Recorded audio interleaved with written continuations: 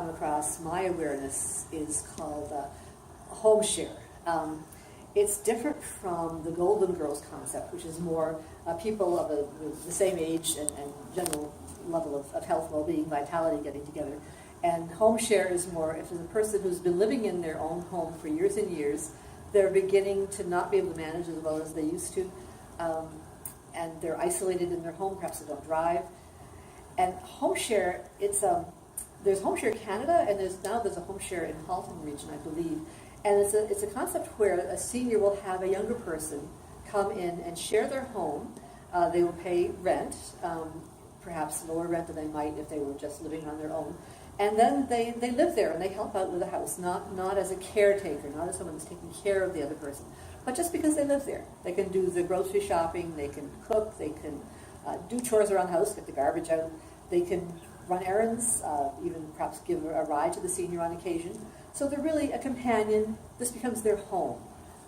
The senior, if they need help with any of the activities of daily living, dressing, bathing, eating, they may still have people from the community coming in to do that. But at least there's somebody else in the house, somebody else that's aware of them. If they have a fall, there's someone to call 911 if some emergency happens.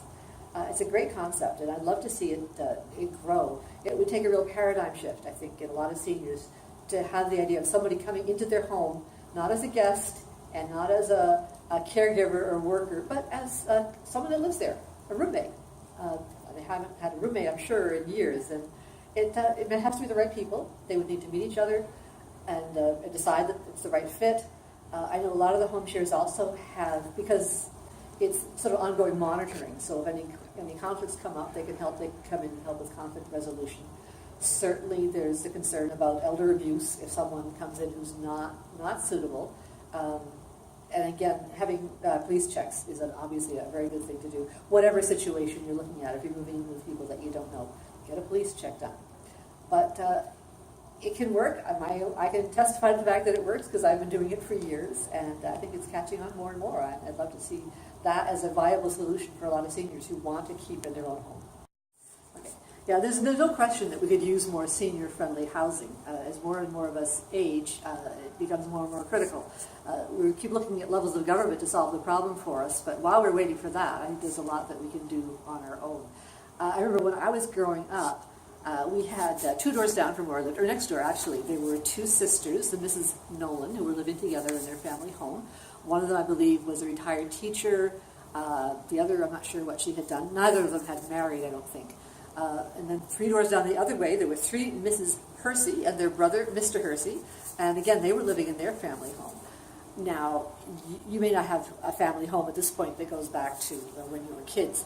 And you may not even like your own brothers and sisters, but nevertheless, the idea of sharing a home with other people is certainly very, very viable. And I can say I've been living with various combinations of people ever since about 1975, I think. And it's been great.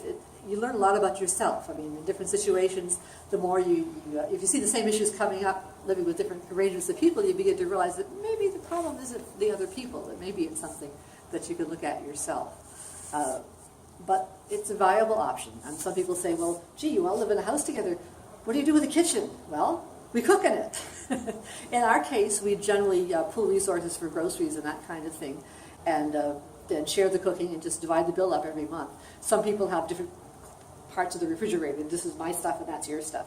But, it's a question of when you decide to share a home with someone, you get together and just really look at what are the important issues for you. What's important to me? What's important to the other person? Can this work? Before you even, if you have a home and you're looking for people to share with you, then by all means, you meet them before you even show them the house, because it has to be a compatible situation. We're not just talking a boarding house here. We're talking Golden Girls. And that's the concept that's been being promoted now, and I'm really excited about it. There's actually a website in the States that I'm hoping to bring to Canada. It's the Golden Girls Network, and it's almost like a dating site where people register on it, and they either list their home and say what they have to offer, or they say they're looking for a place to live, and this is who they are. But again, you have to meet each other. That's the first step, and then decide if you can live together. just in Port Perry, it was written in the Toronto Star, a group of women who did this and bought a house together and calling themselves, well, I don't know if they called themselves the Golden Girls or the Toronto Star did, but that certainly is in the awareness. I think the series is even coming back now on Netflix because it's growing, it's there. So by all means, I'd love to talk to you about it.